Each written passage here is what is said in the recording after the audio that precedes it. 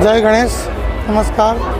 આજે ગણપતિ વિસર્જનના દિવસે મોડાસા નગરપાલિકા દ્વારા અહીંયા કૃત્રિમ કુંડ બનાવવામાં આવ્યો છે, જેની અંદર નાની મોટી થઈને 200થી ઉપર મૂર્તિઓનું અહીંયા વિસર્જન થાય છે.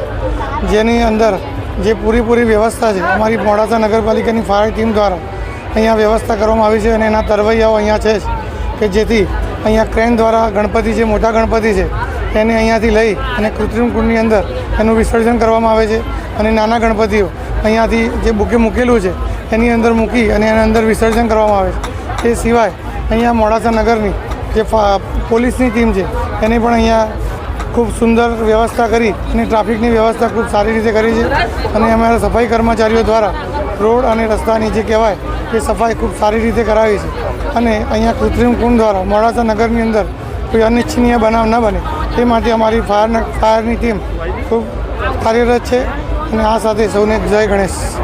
મોડાસા નગરપાલિકા દ્વારા ગણપતિ વિસર્જનને લઈ દિન 5, 7 અને આજે છેલ્લો દિવસ છે તો કૃત્રિમ કુંડનું વ્યવસ્થા ઓલરેડી કરવામાં આવેલી છે નગરપાલિકા વધારે તળાવ ખાતે અને ફાયરના 15 જણનો ફાયર જવાનો દિન 5મા દિવસે 7મા દિવસે અને આ છેલ્લા દિવસે અત્યારે હાલ તેના જ છે.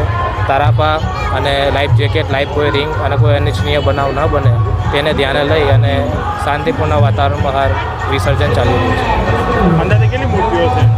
નાની જેવી 100 ઉપર મૂર્તિનું વિસર્જન થઈ ગયું છે અને મોટી જે ગામમાં આપણે 20 ઉપરની જે મૂર્તિનું વિસર્જન જે હાલ ચાલુ છે.